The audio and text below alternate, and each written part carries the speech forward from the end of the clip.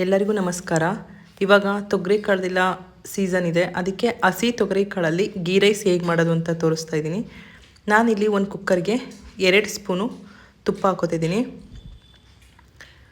ತುಪ್ಪ ಸ್ವಲ್ಪ ಬಿಸಿ ಆದಮೇಲೆ ಅದಕ್ಕೆ ಒಂದು 5 ಲವಂಗ, 2 ಪೀಸು ಚಕ್ಕೆ, 1 ಅನಾನಸ್ ಹೂವು, ಒಂದು 6 ಕರಿಮೆಣಸು, 1 ಪತ್ರೆ ಮತ್ತು 1 ಪಲಾವ್ ಎಲೆ, 1 ಸ್ಪೂನಷ್ಟು ಜೀರಿಗೆ ತೊಗೊಂಡಿದ್ದೀನಿ.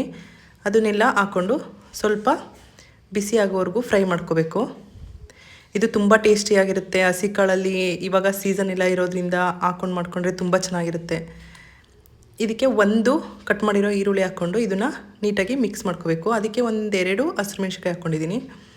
ಹಸಿರುಮೆಣ್ಸಿಕಾಯಿ ಮತ್ತು ಈರುಳ್ಳಿ ಸ್ವಲ್ಪ ಸಾಫ್ಟ್ ಆಗೋವರೆಗೂ ಬೇಯಿಸ್ಕೋಬೇಕು. ಇವಾಗ ಇದಾಗಿದೆ. ಇವಾಗ ಇದಕ್ಕೆ ಬಿಡಿಸಿ ತೊಳೆದಿಟ್ಕೊಂಡಿರೋ 1 ಕಪ್ಪಷ್ಟು ತೊಗರಿಕಾಳು ಹಾಕೋತಿದ್ದೀನಿ.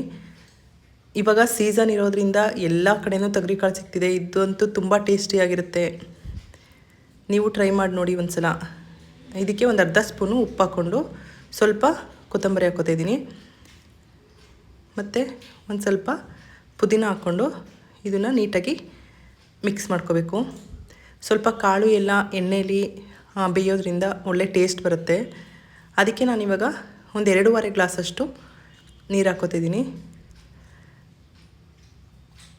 2.5 ಗ್ಲಾಸ್ ನೀರು ಹಾಕ್ಕೊಂಡು ಅದು ಸ್ವಲ್ಪ ಕುದಿ ಬರೋವರೆಗೂ ಬಿಡಬೇಕು. ಕುದಿ ಬಂದಮೇಲೆ ನಾನು 1.5 ಗ್ಲಾಸು ಅಕ್ಕಿನ ತೊಳೆದಿಟ್ಕೊಂಡಿದ್ದೆ, ಅದನ್ನ ಹಾಕೋತಿದ್ದೀನಿ.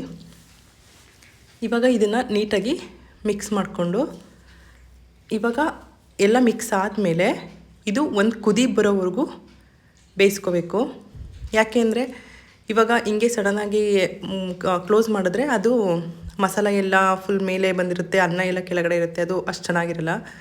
ಇದು ಒಂದು ಕುದಿ ಬಂದಮೇಲೆ ಮುಚ್ಚಿ ವಿಜಲ್ ಹಾಕ್ಸಿದ್ರೆ ಎಲ್ಲ ಮಿಕ್ಸ್ ಆಗಿ ಚೆನ್ನಾಗಿ ಬೆಂದಿರುತ್ತೆ. ಇವಾಗ ಇದು ಒಂದು 2 ವಿಜಲ್ ಬರೋವರೆಗೂ ಬಿಡಬೇಕು.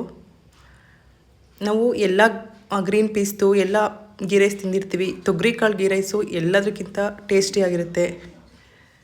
ಇವಾಗ ಆಗಿದೆ ಇದು. ಇದನ್ನು ನೀಟಾಗಿ ಮಿಕ್ಸ್ ಮಾಡ್ಕೋಬೇಕು. ಉದ್ದುದ್ರಾಗಿ ತುಂಬ ಚೆನ್ನಾಗಿ ಬಂದಿದೆ, ತುಂಬ ಟೇಸ್ಟಿಯಾಗಿರುತ್ತೆ.